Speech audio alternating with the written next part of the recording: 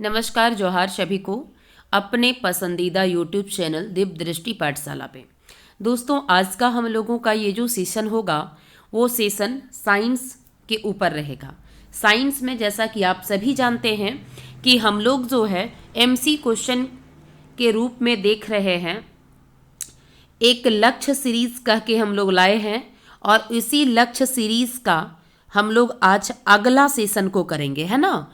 तो चलिए बिना देर किए हम लोग स्टार्ट करते हैं और देखते हैं कौन कौन सा वही क्वेश्चन है जो हमारे एग्जाम्स में आने लायक बहुत ज़्यादा महत्वपूर्ण है। जैसा कि आप सभी को पता होगा कि 5वां लक्ष्य सीरीज आपको दिया जा चुका है। आज जो हम लोगों का होगा वो 6ठा लक्ष्य सीरीज होगा, ठीक है। बहुत अच्छा क्वेश्चन का कलेक्शन है, आप लोग जरूर देखिएगा, वीडियो को वॉच कीजिएगा ताकि आने वाला कोई भी एग्जाम हो जिसमें साइंस पूछा जाता है वो एग्जाम आपका नहीं छूटेगा, ठीक है। तो आप जो है इसको जरूर देखने का प्रयास कीजिएगा। चलिए, आज के सीरीज का पहला क्वेश्चन हम लोगों के सामने है। जैसा कि आपको स्क्रीन पर दिखाई दे रहा होगा, science MCQ objective question part 6, है ना। चलिए, क्वेश्चन आज का है, हरे पादपों में क्लोरोफिल बनने के लिए कौन सा तत्व अनिवार्य होता है। यानी जो पौधा होता है, ठीक है, उसकी पत्ती में क्या होता है, क्लोरोफिल होता है। क्या होता है, उसकी पत्ती में क्लोरोफिल होता है। अब वही कह रहा है कि पौधे की पत्ती में जो क्लोरोफिल होता है, ठीक है, उसमें कौन सा तत्व जो है वो जरूरी होता है। कैल्शियम, लोहा, मैग्नीशियम या फिर पोटेशियम। तो इसका जो राइट आंसर आपका होगा वो राइट आंसर आपका होगा ऑप्शन नंबर सी, मैग्नीशियम, ठीक है। हरे पादपों में यानी हरी पौधे जो होते हैं उसमें क्लोरोफिल बनने के लिए जो तत्व आवश्यक होता है वो मैग्नीशियम होता है, ठीक है। अब देखिए, इस पत्ता का जो छिद्र होता है यहाँ पे आपका क्या है, क्लोरोफिल है, ठीक है। अब इस क्लोरोफिल का काम क्या है, तो सबसे पहले समझने का प्रयास कीजिएगा कि ये जो क्लोरोफिल है ना, ये सबसे पहले पौधा को हरा रंग प्रदान करता है, ठीक है, हरा रंग देता है पौधा को। दूसरी अगर हम लोग बात करें तो दूसरा इसका काम है कि जो भी सूर्य की रोशनी में, ठीक है, जो भी यहाँ पे सूर्य का प्रकाश आता है, ठीक है, इस सूर्य को प्रकाश को क्या करता है, ये अवशोषित करता है। क्या करता है, अवशोषित करता है। ध्यान रखिएगा, सूर्य के प्रकाश को अवशोषित करने का काम करता है और पौधा को हरे रंग प्रदान करता है, ठीक है। अब सूर्य का प्रकाश जो है अवशोषित क्यों करता है, तो यहाँ पे समझिएगा, ये कोई पौधा है, ठीक है, पौधा है, ये अपना खाना जो है वो खुद बनाता है। पौधा अपना भोजन जो है अपने खुद तैयार करता है। तो उसकी एक प्रक्रिया है जिसको कहा जाता है प्रकाश संश्लेषण। क्या कहा जाता है, प्रकाश संश्लेषण कहा जाता है। यानी पौधे जिस प्रक्रिया के तहत अपना भोजन बनाता है उस प्रक्रिया को प्रकाश संश्लेषण कहते हैं। अब इस प्रकाश संश्लेषण के लिए 4 चीजें आवश्यक है। 4 चीजों में से एक चीज अगर नहीं रहा तो पौधा अपना भोजन नहीं बना पाएगा, ठीक है। सबसे पहला अगर हम लोग बात करें तो पहला है जल, जो कि जमीन से मिल जाता है। दूसरा है आपका कार्बन डाइऑक्साइड, जो कि वातावरण से मिल जाता है। तीसरा क्लोरोफिल, जो कि पौधे में होता है उपस्थित, है ना। और चौथा है सूर्य का प्रकाश। क्या है, सूर्य का प्रकाश। इन चारों में से एक भी चीज अगर नहीं रहा तो पौधा अपना भोजन को नहीं बना पाएगा, है ना। तो इसीलिए सूर्य का प्रकाश जो सूर्य से आता है उसको पकड़ने का काम कौन करता है, अवशोषित करने का काम कौन करता है, तो क्लोरोफिल करता है। चलिए नेक्स्ट क्वेश्चन की ओर बढ़े और नेक्स्ट क्वेश्चन है, प्राणियों के निम्न में से किन संवर्गों या फिर संवर्ग में त्रिकोष्ठीय हृदय होता है। मतलब आपसे क्वेश्चन पूछ रहा है कि जो भी नीचे प्राणी का ग्रुप दिया गया है, किस वर्ग में 3 चेंबर वाला या तो 3 प्रकोष्ठ वाला कह सकते हैं या 3 कोष्ठक वाला कह सकते हैं कि हृदय पाया जाता है। मत्स्य और उभयचर में, उभयचर और सरीसृप में, केवल सरीसृप में, केवल उभयचर में। तो इसका राइट आंसर जो आपका होगा वो ऑप्शन नंबर हो जाएगा आपका बी, उभयचर और सरीसृप में। इसका ध्यान रखिएगा, बहुत पूछा जाता है। फिश में कितने चेंबर का हृदय होता है, तो 2 कोष्ठ का होता है। अगर हम लोग मेढक की बात करेंगे जिसको उभयचर कहते हैं, ठीक है, मेढक को उभयचर भी कहा जाता है क्योंकि ये जल और स्थल दोनों में रहता है, ठीक है। तो इसमें 3 हृदय का कोष्ठ होता है। सरीसर्प मतलब सांप की अगर हम लोग बात करें तो इसमें भी 3 हृदय वाला होता है, लेकिन इसमें एक अपवाद होता है, ध्यान रखिएगा। अपवाद क्या होता है? तो अपवाद मगरमच्छ होता है, ठीक है। मगरमच्छ के हृदय जो होता है ना वो 4 कोष्ठ वाला होता है, ये भी ध्यान रखिएगा। पक्षी की अगर हम लोग बात करें तो पक्षी का हृदय जो होता है 4 कोष्ठ वाला होता है, ठीक है। उसके बाद मनुष्य की अगर हम लोग बात करें तो मनुष्य का भी हृदय जो होता है ये 4 कोष्ठ वाला होता है, ये ध्यान रखिएगा। चलिए नेक्स्ट क्वेश्चन है, आंख का कौन सा भाग है जो आंख के रंग का निर्धारण करता है? पुतली है, आइरिस है, कॉर्निया है, आईलिड है। तो इसका राइट आंसर होगा ऑप्शन नंबर बी, आइरिस, ठीक है। आइरिस जो होता है ये आंख का रंगीन भाग होता है जो आंख के कलर को निर्धारित करता है कि आपका आंख का कलर जो है ये भूरा होगा या नीला होगा। किसी किसी का देखे होंगे कि आंख का रंग जो होता है वो नीला होता है, ठीक है, किसी का भूरा होता है, किसी का रेड टाइप का होगा। तो ये जो निर्धारित करता है ये कौन करता है? ये आइरिस करता है, ठीक है। दूसरा काम क्या करता है? ये तो जो आंख में हमारी रोशनी आ रही है, ठीक है, इस रोशनी को कंट्रोल करने का काम करता है, नियंत्रित करने का काम करता है, ठीक है। पुतली का आकार जो होता है, ठीक है, पुतली का आकार जो होता है ना उस आकार को नियंत्रित करने का काम करता है। अब अगर हम लोग आगे बात करेंगे कि ये जो आइरिस है वो कहाँ का पार्ट होता है, ठीक है, तो समझो आइरिस जो होता है ना, आइरिस का बीच का भाग जो होता है, ये पुतली की हम लोग बात करेंगे कि ये जो पुतली होता है ना ये क्या होता है। तो कह रहा है कि पुतली जो आइरिस का बीच का भाग होता है, बीच का भाग कह सकते हैं या काला बिंदु कह सकते हैं, ठीक है। काला बिंदु जो होता है ना वही पुतली होता है। जैसे देखिएगा इस टाइप का मान लेते हैं कि आपका नीला कलर का आंख है और बीच में देखिएगा कि ये जो है काला छिद्र होता है, ठीक है, यही भाग जो है ये पुतली कहलाती है, ठीक है। और यहाँ पे ये जो पुतली होती है इसी का आकार को नियंत्रित करने का काम करता है आइरिस, ठीक है। आइरिस में क्या होता है? तो आइरिस में मांसपेशी होता है, ठीक है, और यही मांसपेशी जो होती है ना ये पुतली के आकार को नियंत्रित करती है। जब क्या होगा कि पुतली रोशनी मिल रहा है अधिक, ठीक है, तो पुतली जो होती है वो सिकुड़ जाती है, और जब इसको कम रोशनी मिलेगा तो ये फैल जाती है, ठीक है।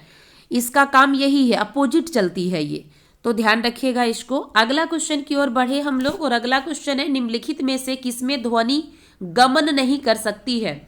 ठोस में, द्रव्य में, गैस में, निर्वात में। तो इसका राइट आंसर हो जाएगा ऑप्शन नंबर डी, निर्वात में।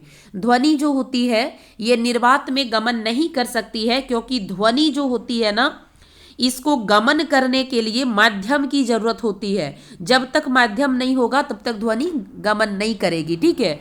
किस में गमन करती है? तो ठोस में गमन करती है, द्रव्य में गमन करती है, गैस में गमन करती है। अब यहां से एक क्वेश्चन पूछता है कि सबसे ज्यादा स्पीड जो होता है ध्वनि गमन का वो किस में होता है?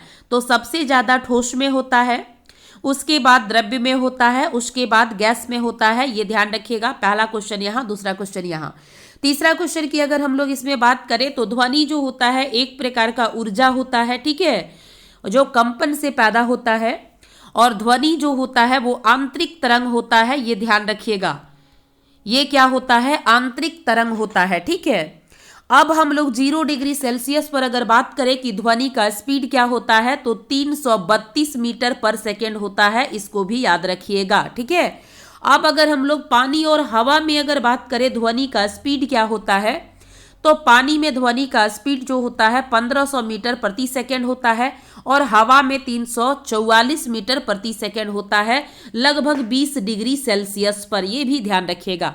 चलिए नेक्स्ट क्वेश्चन है हम लोगों का, रेक्टिफायर का उपयोग किसके लिए किया जाता है? प्रत्यावर्ती धारा को दिष्ट धारा में परिवर्तित करने के लिए, दिष्ट धारा को प्रत्यावर्ती धारा में परिवर्तित करने के लिए, सिग्नल की शक्ति बढ़ाने के लिए, वोल्टेज कम करने के लिए।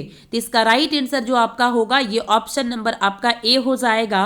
रेक्टिफायर जो होता है उसका काम होता है कि प्रत्यावर्ती धारा जो होती है ना उसको दिष्ट धारा में बदलने का ये काम करता है। प्रत्यावर्ती धारा को शॉर्ट में एसी बोला जाता है, दिष्ट धारा को डिसी बोला जाता है, ये ध्यान रखिएगा।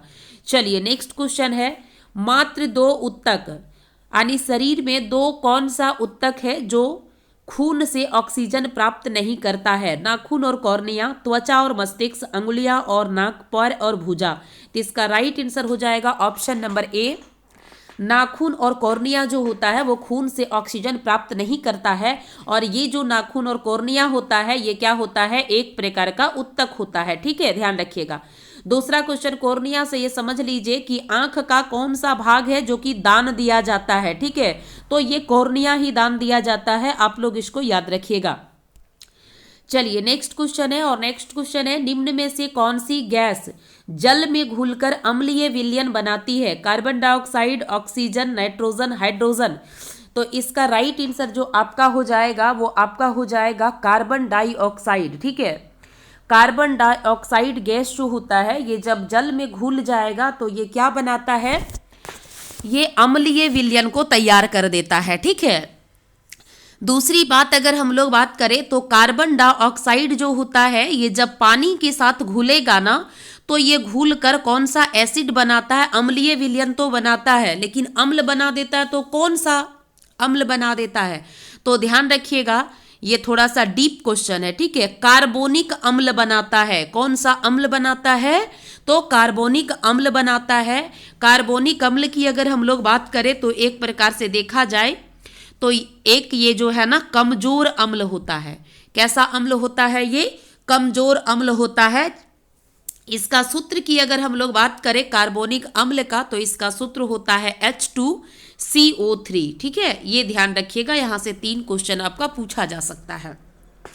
एक क्वेश्चन है कि कौन सी गैस है जो जल में घुलकर अम्लीय विलयन बनाती है? तो कार्बन डाइऑक्साइड। कौन सी अम्ल बनाती है? तो कार्बोनिक अम्ल बनाती है। कार्बोनिक अम्ल का सूत्र क्या है? तो H2CO3। और कार्बोनिक अम्ल जो होता है ये किस प्रकार का अम्ल होता है? तो ये एक प्रकार का जो है ना कमजोर अम्ल होता है। चौथा क्वेश्चन यहां से देखिए कि कार्बोनिक एसिड जब पानी में घुलता है तो ये क्या करता है? ये हाइड्रोजन आयन छोड़ता है, ठीक है। क्या छोड़ता है? हाइड्रोजन आयन को देता है। ये भी ध्यान रखिएगा, ये भी पूछा हुआ क्वेश्चन है। अगला क्वेश्चन है, मानव शरीर में सबसे छोटी हड्डी कौन सी है? पटेला है, स्टेपीज है, टीबिया है, ह्यूमोरस है। तो इसका जो राइट आंसर आपका हो जाएगा वो हो जाएगा option number D, option number B हो जाएगा स्टेपीज, ठीक है। चलिए इस पर हम लोग कुछ बात कर लेते हैं कि मानव की शरीर की अगर हम लोग बात करें तो इसमें जो है ना जब बच्चा जन्म लेता है यानी नवजात शिशु रहता है तो उसके शरीर में लगभग 300 प्लस हड्डियां होती है, ठीक है। लेकिन जब कोई व्यक्ति एडल्ट हो जाता है तो उसके शरीर में मात्र 206 हड्डियां हो जाती है। आखिर ये हड्डियां 300 प्लस जो थी वो कहाँ चली गई? तो ये जो छोटी छोटी हड्डियां हैं एक दूसरे में मर्ज कर जाती हैं और उस प्रकार से जब व्यक्ति एडल्ट हो जाता है तो 206 हड्डियां रह जाती है, ठीक है। अगर हम लोग इस 206 हड्डी की बात करेंगे तो सारे का जिक्र तो नहीं करेंगे लेकिन कुछ का जिक्र कर देते हैं। जैसे मानव का चेहरा जो होता है, ठीक है, मानव चेहरे में कितनी हड्डियां पाई जाती है? तो मानव चेहरे में 14 हड्डियां पाई जाती है। दूसरी अगर हम लोग बात करेंगे कि मानव के कपाल में कितनी हड्डियां पाई जाती है तो 22 हड्डियां पाई जाती है। कपाल क्या क्या चीज से मिलकर बना होता है? तो 14 जो आपका फेस है वो और 8 जो है कपाल में होता है, ठीक है।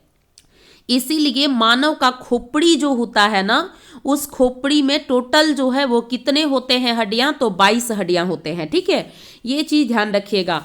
कान की अगर हम लोग बात करें कि मनुष्य के कान में कितनी हड्डियां होती है तो 3 हड्डियां होती है, ठीक है। कौन कौन सी हड्डी होती है मनुष्य के कान में? तो 3 हड्डी जो होती है वो पहला हड्डी का नाम है मेलियस, दूसरा हड्डी का नाम है इनकस और तीसरा हड्डी का नाम है स्टेपीज, ठीक है। इसी स्टेपीज हड्डी की बात की जा रही है जो शरीर में सबसे छोटी हड्डी होती है। कहाँ पर पाई जाती है? तो ध्यान रखिएगा कान में पाई जाती है। कान में कितने प्रकार की हड्डी होती है? तो 3 प्रकार की हड्डी होती है। चलिए नेक्स्ट की ओर बढ़े और नेक्स्ट क्वेश्चन है, न्यूलैंड के अनुसार उस समय प्रकृति में कुल कितने तत्व मौजूद थे? 64 थे, 65 था, 56 था, 46 था। तो इसका राइट आंसर हो जाएगा ऑप्शन नंबर सी 56, ठीक है। देखिए प्रकृति में अगर हम लोग बात करें कि कुल तत्व जो है वो कितने हैं, तो अभी एनसीईआरटी बुक के अकॉर्डिंग अगर हम लोग देखें तो कुल तत्वों की संख्या जो है वो 112 है। कितने हैं? सॉरी 118 है, 12 नहीं, 118 है। ठीक है, जिसमें से आपका 94 जो है ये प्रकृति द्वारा आपके पास उपलब्ध है। ठीक है, 118 की अगर हम लोग बात करेंगे तो 94 जो है वो क्या है? प्रकृति के द्वारा प्रदत्त है। और जो 24 बच गए ये क्या है कि प्रयोगशाला में मानव निर्मित हैं तत्व। ठीक है, इसी तत्वों का वर्गीकरण करने के लिए समय के अनुसार जो है अलग अलग साइंटिस्ट यानी वैज्ञानिक आए। उसमें से सबसे पहला जो वैज्ञानिक आए तत्वों का वर्गीकरण में वो डॉबे राइनर सर आए थे।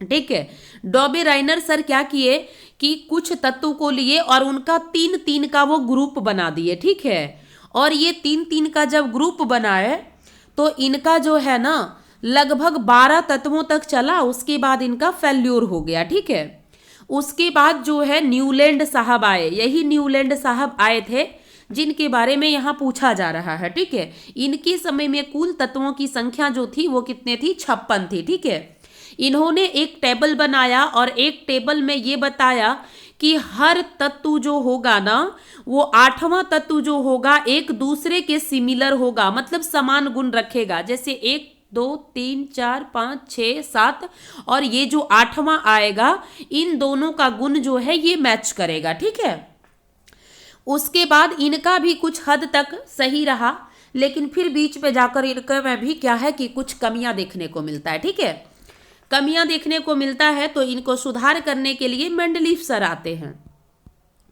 मेंडलीफ सर जब आए तो इनके समय में कुल ज्ञात तत्व जो था वो 63 था। ठीक है, कितने था? 63। इन्होंने भी जो भी अपना वर्गीकरण का आधार दिया उसमें भी क्या है कि कुछ कमियां देखने को मिला। तब लास्ट में जो है मोसले साहब आते हैं। ठीक है, इन्होंने क्या कहा? इन्होंने कहा कि हम आपके जो भी दिया हुआ वर्गीकरण है उसमें हम छेड़छाड़ तो नहीं करेंगे, लेकिन इसमें कुछ कमियां हैं जिसको हम सुधार करेंगे। ठीक है, तो इसी जो मोसले साहब ने तैयार किया तत्व का वर्गीकरण, उसी को आज आवर्त सारणी, आधुनिक आवर्त सारणी कहा जाता है। कौन सा? आधुनिक आवर्त सारणी कहा जाता है।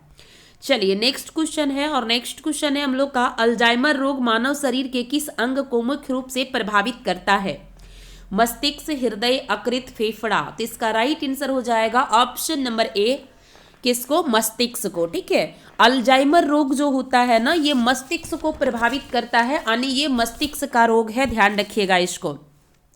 अल्जाइमर रोग जो होता है ना इसकी खासियत है कि लगभग 50 साल के प्लस जो व्यक्ति हो जाते हैं ना उन्हीं में देखने को मिलेगा। अगर आमतौर पर ज्यादा देखा जाए तो 65 साल से ऊपर व्यक्तियों में ये देखने को मिलता है।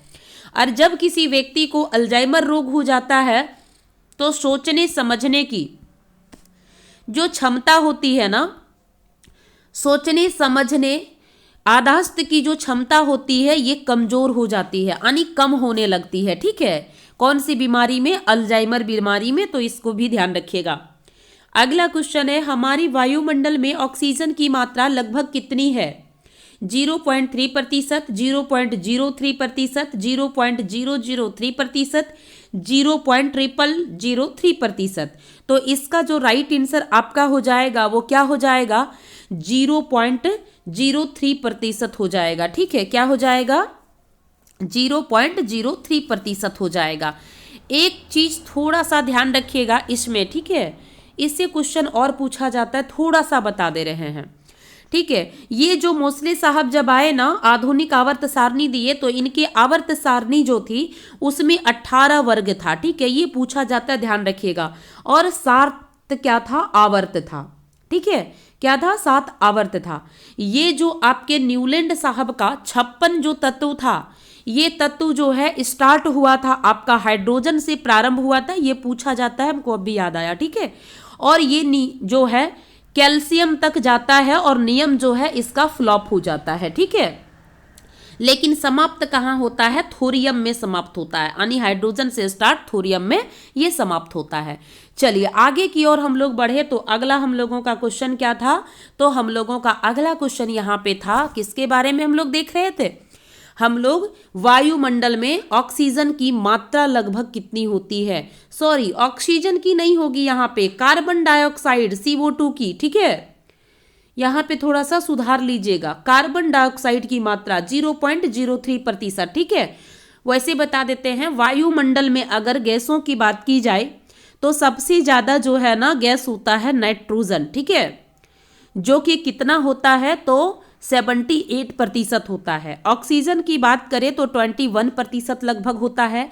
कार्बन डाइऑक्साइड तो हम लोग देख लिए 0.03% होता है, ठीक है, बाकी 1% में सारे जो है गैसेस होते हैं। चलिए नेक्स्ट क्वेश्चन है, चींटी के डंक में कौन सा अम्ल पाया जाता है, सिट्रिक अम्ल, एसिटिक अम्ल, मेथेनोइक अम्ल या फिर लैक्टिक अम्ल। तो इसका राइट आंसर जो होगा ये ऑप्शन नंबर सी हो जाएगा। जो चींटी का डंक होता है उसमें कौन सा अम्ल होता है, तो मेथेनोइक अम्ल होता है। थोड़ा सा एग्जाम की पॉइंट ऑफ व्यू से देख लीजिएगा, एसिटिक अम्ल जो होता है ना ये किस में पाया जाता है, तो ये सिरका में पाया जाता है, ध्यान रखिएगा, जिसके कारण आप जाते हैं रेस्टोरेंट बड़ा बड़ा खाना खाने के लिए, ठीक है, वहाँ पे ऑर्डर देते हैं और लगभग 10 मिनट 15 मिनट में आपका खाना आ जाता है, ठीक है, क्यों, क्योंकि वहाँ पे सिरका डाल के यानी एसिटिक अम्ल डाल के खाना को तुरंत पकाया जाता है। लैक्टिक अम्ल की बात करें तो ये दूध में पाया जाता है। साइट्रिक अम्ल की अगर हम लोग बात करें तो साइट्रिक अम्ल जो होता है ना वो खट्टे फलों में पाया जाता है, किसमें, खट्टे फलों में पाया जाता है। आगे अगर हम लोग कुछ अम्ल की बात करें जैसे मैलिक अम्ल है, ठीक है, मैलिक अम्ल जो है ये सेब में पाया जाता है। टार्टरिक अम्ल जो होता है ये आपका अंगूर या तो फिर इमली में पाया जाता है, ठीक है, ध्यान रखिएगा। फॉर्मिक एसिड की अगर हम लोग बात करें तो फॉर्मिक एसिड जो होता है ना, फॉर्मिक अम्ल, ये आपका चींटी के डंक में पाया जाता है, ठीक है, किसमें, चींटी के डंक में, लेकिन ये ऑप्शन में नहीं था इसीलिए हम लोग मेथेनोइक अम्ल को मारे। मेथेनोइक अम्ल जो है ना ये भी चींटी के डंक में पाया जाता है, यानी फॉर्मिक अम्ल को ही मेथेनोइक अम्ल के नाम से भी जाना जाता है, ठीक है। आगे अगर देखें तो ये जो है मधुमक्खी के डंक में भी ये पाया जाता है। अगला अगर हम लोग बात करेंगे तो अगला है ऑक्जेलिक अम्ल। ऑक्जेलिक अम्ल जो होता है ये पालक में पाया जाता है, ठीक है, पालक साग में। एस्कॉर्बिक अम्ल की अगर हम लोग बात करें तो एस्कॉर्बिक अम्ल जो है ये आंवला में पाया जाता है। तो इतना कुछ याद रखिएगा, एग्जाम में आपका क्वेश्चन नहीं छूटेगा। अगला क्वेश्चन है, अधिनिर्वात में लोहा, कागज और पत्थर के टुकड़े को एक साथ गिराया जाता है तो कौन पृथ्वी की सतह पर सबसे पहले गिरेगा। यानी क्वेश्चन कह रहा है कि अधिनिर्वात में लोहा, कागज और पत्थर का टुकड़ा, ठीक है, जिसका अलग अलग वजन होता है, भार होता है, एक साथ अगर गिराया जाता है तो कौन सी सतह पर सबसे पहले आएगी। पहला ऑप्शन है लोहा, कागज, पत्थर या फिर तीनों एक साथ। तो इसका राइट आंसर हो जाएगा ऑप्शन नंबर डी, तीनों एक साथ आएगा, क्योंकि यहाँ पे निर्वात में गिराया जा रहा है, ठीक है, किस में गिराया जा रहा है, निर्वात में गिराया जा रहा है, यहाँ पे हवा नहीं है, ठीक है, हवा नहीं है, इसीलिए तीनों एक साथ गिरेगा। देखिए तीनों एक साथ गिरने का मेन कारण यहाँ पे जो है कि गुरुत्व का त्वरण जो होता है, ठीक है, गुरुत्वीय त्वरण जो होता है जिसको हम लोग छोटा जी से डिनोट करते हैं, ये त्वरण जो होता है ना, सभी जो भी तीनों वस्तु था, जैसे लोहा है, कागज है, टुकड़ा है, ये तीनों पर जो है ना समान लगता है, क्योंकि ये निर्वात में है, वहां पे हवा है नहीं, तो इसीलिए जो है ना तीनों एक साथ गिरता है, क्योंकि निर्वात में क्या नहीं है, हवा का प्रतिरोध एकदम नहीं लगता है। चलिए नेक्स्ट क्वेश्चन की ओर बढ़े, और नेक्स्ट क्वेश्चन है, प्रकाश संश्लेषण के दौरान निम्नलिखित में से कौन सा आवश्यक नहीं है, सूर्य का प्रकाश, ऑक्सीजन, कार्बन डाइऑक्साइड, जल। तो इसका राइट आंसर जो हो जाएगा वो क्या हो जाएगा, ऑप्शन नंबर बी हो जाएगा, ऑक्सीजन, ठीक है।